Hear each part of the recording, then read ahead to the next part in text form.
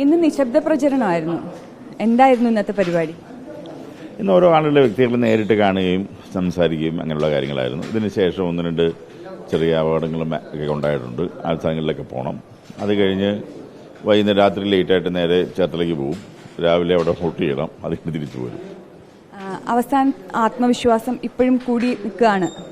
തീർച്ചയായിട്ടും ഞാൻ പറഞ്ഞൊരു കാര്യം വെച്ചാൽ നിങ്ങൾക്ക് ഇവിടെ ഇത്രയും ദിവസം താമസിച്ചല്ലേ, ഇവിടുത്തെ ഒരു പൾസ് എന്ന് പറയുന്ന ഒരു ടോട്ടൽ ഒരു 100 വോട്ട് പോൾ ചെയ്യുന്നതിൽ 40 വോട്ടിന് മുകളിൽ ഞങ്ങൾക്ക് കിട്ടും. ആ സാഹചര്യം വ്യക്തമാണ്. അതുകൊണ്ട് ചാഴിക്കാടിനെ സംബന്ധിച്ചോളം അദ്ദേഹം വളരെ പിന്നോക്കം പോയി എന്നുള്ളത് സത്യാവസ്ഥയാണ്.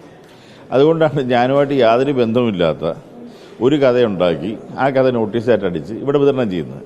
അത് ഞങ്ങൾക്ക് ഒരുപാട് ഗുണം ചെയ്യും. കാരണം വെച്ചാൽ ഈ നോട്ടീസ് വെച്ച് കൊടുക്കുന്ന ആളുകൾക്ക് ഇതിന് സത്യാവസ്ഥ അറിയാവുന്ന ആളുടെടുത്തേക്കാണല്ലോ ഈ നോട്ടീസ് കൊടുക്കുന്നത്. അപ്പം അവരെ സംബന്ധിച്ചിടത്തോളം അപ്പോൾ എത്രത്തോളം ഇവർ ഡെസ്പറേറ്റ് ആണെന്നും എത്രത്തോളം കള്ളം പറയുന്നവരാണെന്നും ഈ ജനങ്ങൾ മുഴുവൻ മനസ്സിലാക്കും. ഇപ്പോൾ മത്സരം NDAയും UDF തമ്മിലാണ്.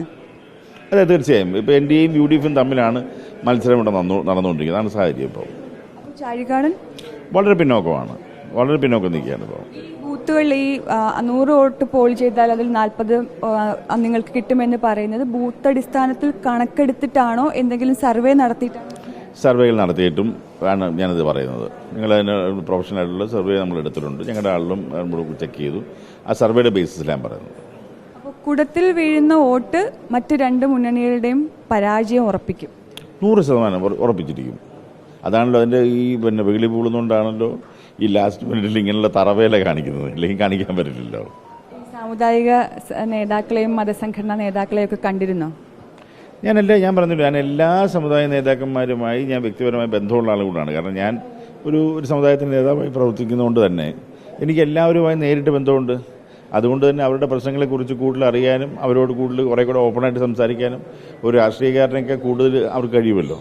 അതുകൊണ്ട് ആ ബന്ധങ്ങളെല്ലാം എനിക്ക് ഈ ഇലക്ഷനിൽ ഒരുപാട് ഗുണം ചെയ്തിട്ടുണ്ട്. അതുകൊണ്ട് അത് തന്നെ ആയിരിക്കും എൻ്റെ റിസൾട്ടും. എല്ലാ വിജയാശംസകളും. പോൾ ചെയ്യുന്ന 100 വോട്ടിൽ 40 വോട്ടിന് മുകളിൽ NDAക്ക് നേടാനാകുമെന്നാണ് ബൂത്തുകൾ അനുസരിച്ച് പഠിച്ച ശേഷം NDA സ്ഥാനാർത്ഥി പ്രതികരിക്കുന്നത്. കുടത്തിൽ വീഴുന്ന ഓരോ വോട്ടും ഇരു മുന്നണികൾക്കും നിർണായകവുമാണ്. വീഡിയോ ജേർണലിസ്റ്റ് രഞ്ജിത്തിനൊപ്പം reporter PR Praveena, in reporter, Kottayam.